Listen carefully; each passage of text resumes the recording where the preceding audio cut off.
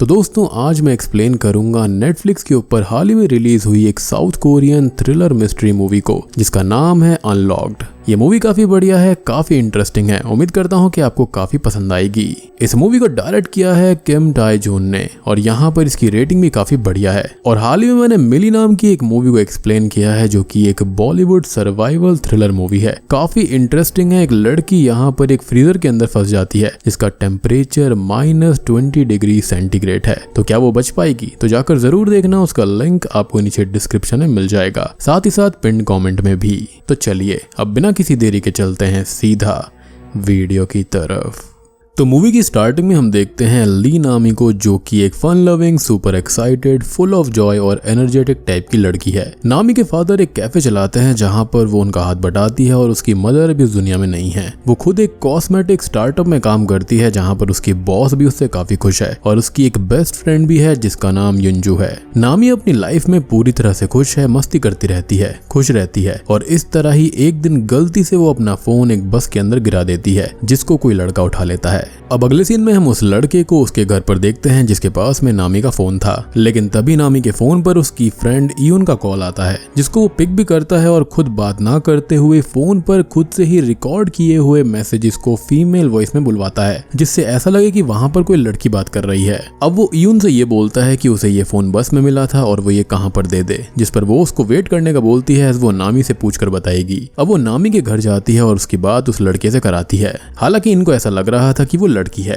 खैर अब यहाँ पर वो लड़का उससे एक जगह फोन देने का बोल देता है और फिर उसके फोन पर आ रही नोटिफिकेशन से नामी के बारे में सब कुछ पता लगाने लगता है। और लगभग आजकल तो सभी लोग सब कुछ ऑनलाइन डाल ही देते हैं। बेसिकली वो उसकी सारी इन्फॉर्मेशन निकाल रहा था। अब वो नामी के फ्रेंड्स की लिस्ट देखता है, उसके इंटरेस्ट के बारे में पता लगा लेता है और भी काफी सारे इन्फॉर्मेशन वो ले लेता है जिसको वो आगे अपने तरीके से इस्तेमाल करने वाला था। अब वो फोन को अनलॉक करने की कोशिश करता है लेकिन वो ओपन नहीं होता और वो फोन की स्क्रीन तोड़ देता है। खैर अब यहाँ से ये पूरा का पूरा सीन और कहानी शिफ्ट हो जाती है और हम एक नई चीज देखते हैं जहां पर माउंटेन पर बारिश होने से वहां पर बैरी की गई एक डेड बॉडी बाहर आती है और वहां पर ढेर सारे पुलिस वाले इन्वेस्टिगेशन के लिए आए हुए थे।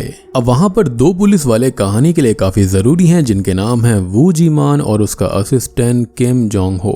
वो दोनों बात कर रहे होते हैं कि ये काम किसका हो सकता है और उन दोनों का शक एक ही इंसान पर था जो कि कोई और नहीं बल्कि जीमान का ही बेटा था, क्योंकि जहां से बॉडी मिली थी उस जगह पर जीमान ने अपने बेटे के साथ ट्री लगाया था और उसके बेटे का यूज करने वाला प्लांट फूड के प्रोडक्ट्स बॉडीज के आसपास मिले थे, जैसे वो खुद ही सब कुछ मार्क कर रहा हो। खैर अब जीमान को ये लग रहा था कि उसका बेटा जब 7 साल पहले घर छोड़कर भागा था तब वो ऐसा नहीं था और ना ही उसके अंदर किसी की जान लेने की हिम्मत थी। वो सोचता है कि उसका बेटा उल्टा हो सकता है, स्टूपिड हो सकता है, लेकिन किसी की जान नहीं ले सकता। जिस पर किम ये बोलता है कि शायद से वो किन्हीं बुरे लोगों के साथ में काम कर रहा होगा और ये सब उसके साथियों ने किया हो, जिस पर जीमान भी सोच में पड़ जाता है कि शायद से ऐसा हो सकता है। अब किम ये भी बोलता है कि उसका अपनी मदर से तो कांटेक्ट होगा ही, जिस पर वो बोलता है कि जो बच्चा अपनी मदर को बीमार छोड़कर चला गया और फिर कभी आया ही नहीं तो वो क्या ही उनसे कांटेक्ट रखेगा। लेकिन फिर भी वो ये बोलता है कि इन्वेस्टिगेशन के लिए वो एक बार चेक कर लेगा। अब कहानी यहाँ पर आपको 2 हिस्सों में अलग अलग लग रही होगी तो इसको हम जोड़ देते हैं। तो असल में बात यह है कि जिस लड़के ने बस में से फोन उठाया था वो कोई और नहीं बल्कि वही जीमान का बेटा चुनयोंग है, जो कि अपने पेरेंट्स से 7 साल पहले ही अलग हो गया था क्योंकि उसके फादर से काफी उसके डिफरेंसेस आ गए थे।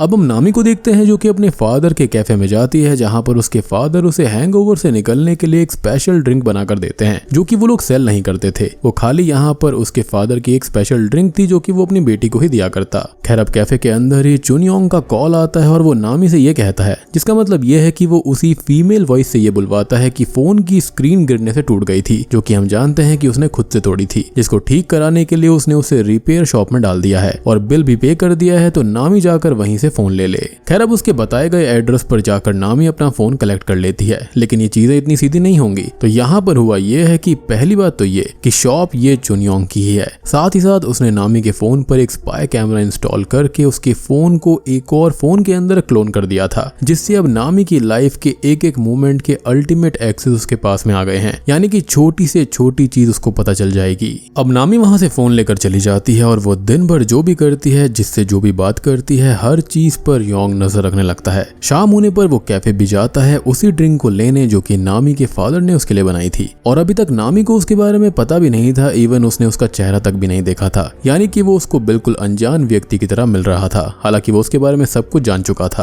अब वो उस ड्रिंक के लिए इंसिस्ट करता है, ये कहते हुए कि वो यहाँ पर पहले रेगुलरली आया करता था और वही ड्रिंक लिया करता था जिससे नामी उसे वो बनाकर दे देती है। खैर अब वो लोग थोड़ी बहुत नॉर्मल बात करते हैं और तभी नामी के फादर ली उन दोनों को देखते हैं और फिर नामी से ड्रिंक के बारे में पूछते हैं कि उसने वो क्यों दी, जिसको वो सेल भी नहीं करते। जिस पर वो कहती है कि वो यहाँ का रेगुलर कस्टमर है और ली उसका चेहरा याद करने की कोशिश करता रहता है। अब रात होने पर नामी अपने घर आ जाती है जहाँ पर वो अकेली रहती थी अपने फादर से अलग, और सो जाती है और रात भर में योंग उसके फोन में और छानबीन करता है। इधर जीमान अपनी वाइफ के घर जाकर उसके फोन को चेक करता है, जिससे उनको ये पता चल जाता है कि वो अपने बेटे के टच में आज तक है। उससे बात करती है और रिसेंटली ही कुछ सामान या फिर खाना भी भेजा था, जिससे एक एड्रेस जीमान के हाथ लग जाता है जो कि योंग का हो सकता था, क्योंकि वो अपने ठिकाने बदलता रहता था।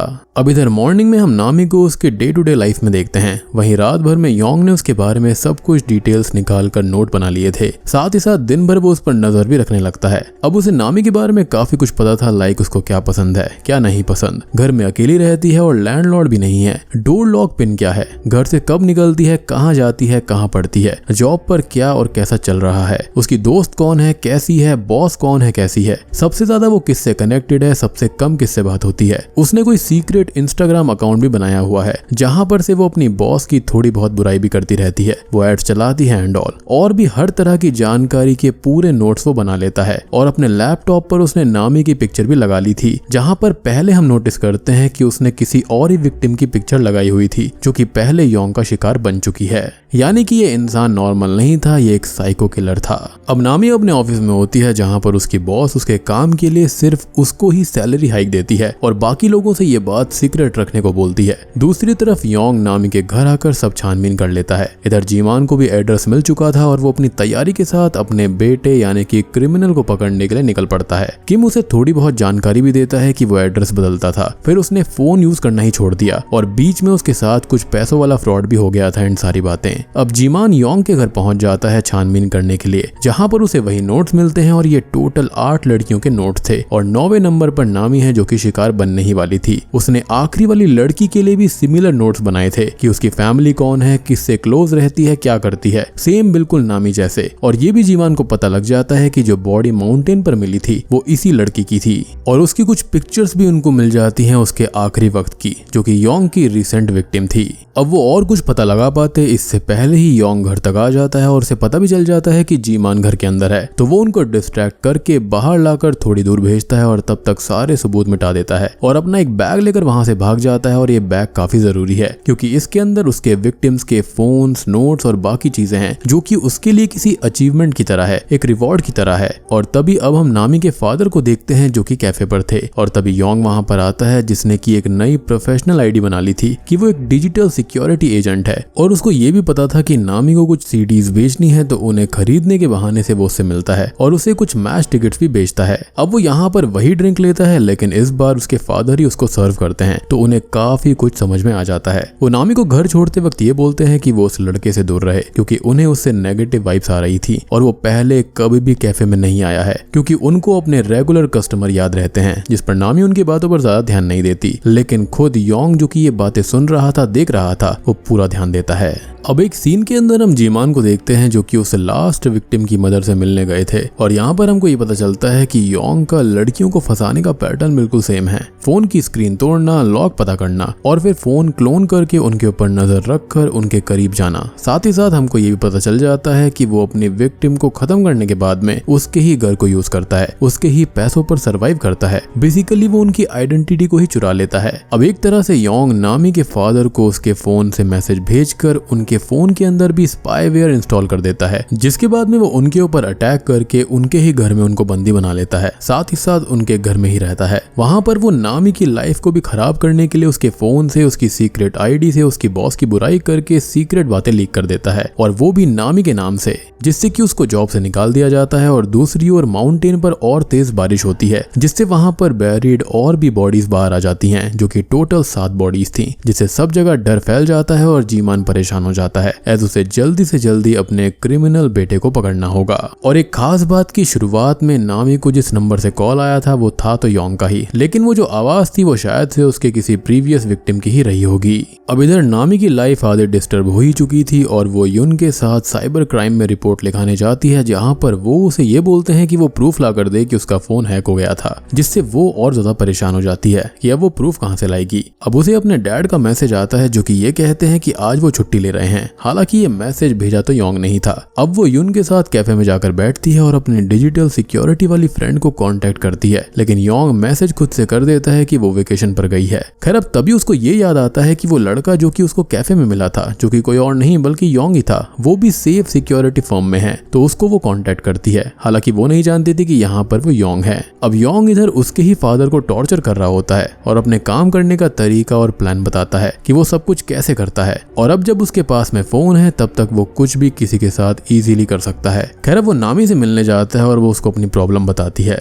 तो वो उससे ये कहता है कि किसी ने उसके फोन में स्पाईवेयर डाला था और खाली यहाँ पर दिखावा करता है। और वो अपनी एक और चाल ये खेलता है कि ऐसे ही अकेले में नामी को ये बोल देता है कि शायद उसकी किसी रूममेट ने वो सब पोस्ट किया होगा, जबकि वो जानता था कि वो अकेली रहती है। लेकिन उसे शक की सुई यहाँ पर यून के ऊपर घुमानी थी, जो कि घूम भी जाती है। और नामी यहाँ पर यून से पूछने लगती है कि उसने ऐसा क्यों किया, जिस पर उसे काफी बुरा लगता है। और यहाँ पर यून गुस्से में ये बोल देती है कि हाँ उसने ये सब किया, जो कि बिल्कुल झूठ था। लेकिन यहाँ पर उनके बीच में काफी मिसअंडरस्टैंडिंग हो गई थी और नामी यून को वहां से भगा देती है, लेकिन वो गुस्से में अपना फोन फेंक देती है, जिससे उसके फोन की स्क्रीन टूट जाती है। और तभी उसे ये रियलाइज होता है कि सारी चीजें उसी रिपेयर सेंटर से शुरू हुई हैं, क्योंकि उससे पहले उसकी लाइफ बिल्कुल बढ़िया चल रही थी। अब इधर जीमान और किम को किसी भी हालत में योंग को पकड़ना था, क्योंकि ये सब बॉडीज उसकी इविलनेस का डर सब जगह फैला रही थी। और उन लोगों को उसकी शॉप की लोकेशन भी मिल जाती है, जहां पर वो जाते तो हैं, लेकिन एक कदम आगे रहने वाला योंग वहां पर पहले ही सबूत को मिटा देता है। अब वहां पर उसे ही ढूंढती हुई नामी भी आ जाती है, जिससे वो दोनों बात करके उसके बारे में सब कुछ बता देते हैं, सिवाय इतने कि वो एक डेंजरस किलर है। यानी कि यहाँ पर नामी को योंग के बारे में पता चल चुका था। नामी को सब कुछ समझ आ गया था कि उसके इस फोन के अंदर अभी भी स्पाईवेयर है, तो वो जीमान के फोन से उस डिजिटल सिक्योरिटी एजेंसी में पता करती है कि क्या वहां पर वो काम करता है या फिर नहीं। और ऑब्वियसली हम जवाब जानते हैं कि वो वहां पर काम नहीं करता था। और यहाँ पर पूरी की पूरी कहानी उसके सामने साफ हो जाती है। लेकिन स्टिल यहाँ पर एक ऐसी चीज है जो कि बहुत ही ज्यादा क्रिटिकल है और बहुत ही भयानक है, जिसके असली पत्ते थोड़ी देर में खुलेंगे। अब वो एक प्लान करती है कि किसी और विक्टिम को फंसाकर उसकी प्राइवेसी का यूज करके उसे बर्बाद करने से पहले वो लोग उसे पकड़ लें, और इसके लिए वो नाटक जारी रखेगी। उसे फोन हैक का पता ही नहीं है ऐसा वो दिखाएगी और उसे बहाने से अपने घर पर बुला लेगी, जहां से वो लोग उसको अरेस्ट कर सकते हैं। खैर वो ऐसा ही करती है और उसे अपने घर पर बुलाती है। वो थोड़ा बहुत मेकओवर करके उससे मिलने उसके घर आता है और वहां पर उसके इंतजार में जीमान और किम वहीं छुप जाते हैं। खैर अब वो बाहर ही था और वो जीमान को देख भी लेता है, जो कि उसको अरेस्ट करने आता है। लेकिन जीमान यहाँ पर उसे पहचान ही नहीं पाता, ना ही किम। और वो उन लोगों पर ही गुस्सा करने लगता है कि वो लोग सिविलियंस को परेशान कर रहे हैं, और वहां से बड़े आराम से चला जाता है। लेकिन सोचने वाली बात ये थी कि एक पिता अपने ही बेटे को, जो कि सिर्फ 7 साल दूर रहा था, वो उसको पहचान कैसे नहीं पाया। तो इसका जवाब अंत आते आते मिल जाएगा। एक कहानी यहाँ पर चला कौन रहा था। अब उसके भागने के बाद में वो दोनों नामी के घर पर जाते हैं और वो अपने पुराने फोन को ऑन करके उसमें अपनी सिम डाल लेती है, और वो दोनों उसे आज की रात कहीं और रुकने की सलाह देते हैं। तो वो अपने डैड के घर चली जाती है। अब इधर वो अपने डैड के घर पहुंचती है, जहां पर उसे जीमान और किम छोड़ देते हैं और उसे अपना कार्ड भी देते हैं, जिस पर वो कुछ लिखकर उनको ये बताती है कि वो सिर्फ टेक्स्ट मैसेज करेगी, और अगर वो उनको टेक्स्ट मैसेज नहीं करती तो वो लोग तुरंत ही यहाँ पर आ जाएं, जिसका मतलब ये होगा कि यहाँ पर कुछ गड़बड़ है। अब वो अपने घर जाती है तो उसे योंग मिलता है, जो कि उसे भी होस्टेज बना लेता है। वहीं पर किम और जीमान आगे जाते हैं तो उन्हें कॉल आता है कि एक और बॉडी मिली है, जिसका डीएनए योंग से ही मैच हो रहा था। लेकिन योंग तो अभी भी जिंदा है और उन लोगों को समझ में नहीं आता कि ये सब चल क्या रहा था।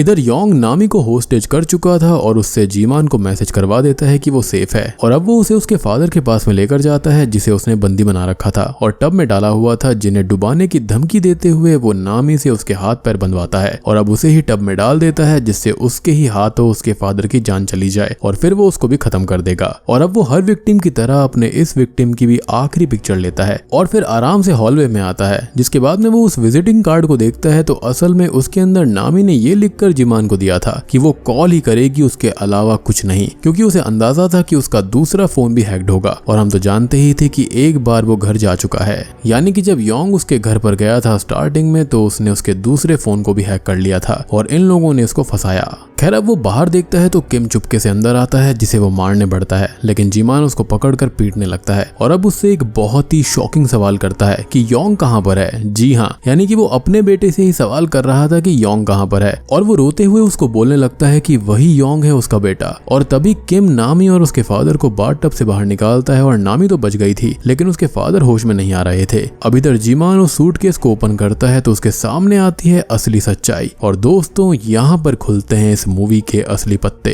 तो असल में उसके टोटल विक्टिम 8 नहीं बल्कि 9 विक्टिम थे। जी हाँ, और सबसे पहले इस किलर ने असली योंग यानी कि जीमान के असली बेटे को मारा था, जो कि बुरा था ही नहीं, और अपने घर के मनमुटाव के चलते घर छोड़कर बस चला गया था और इसका पहला विक्टिम बन गया था, जिसके बारे में सारे नोट उसने बना लिए थे और उस बेचारे की ही आइडेंटिटी लेकर उसे ही एक मर्डरर की तरह सबके सामने पेश किया, जिससे कि सब लोग उसको ही गुनहगार मानेंगे। जीमान उसका फोन भी देखता है जिसके अंदर उसके रियल बेटे की भी आखिरी टाइम की पिक्चर थी, और एक फादर पर क्या ही बीती होगी हम समझ सकते हैं। अब वो दुख और गुस्से से टूट जाता है और उसको शूट करने ही वाला होता है, लेकिन वो भी उसे अपनी बातों से मैनिपुलेट करने लगता है और वो उसे शूट नहीं कर पाता। लेकिन यहाँ पर इविल प्रोटेक्टर को तो मैनिपुलेट कर सकता है, लेकिन दुख दर्द झेलने वाले विक्टिम को नहीं। तो अब तभी नामी किम की गन लेकर आती है और उसको शूट कर खत्म कर देती है, और उसके डैड भी बच गए थे। अब अगले सीन में जीमान ने नामी के ऊपर से केस हटवा दिया था और असली कातिल पकड़ा भी जा चुका था, खत्म हो चुका था,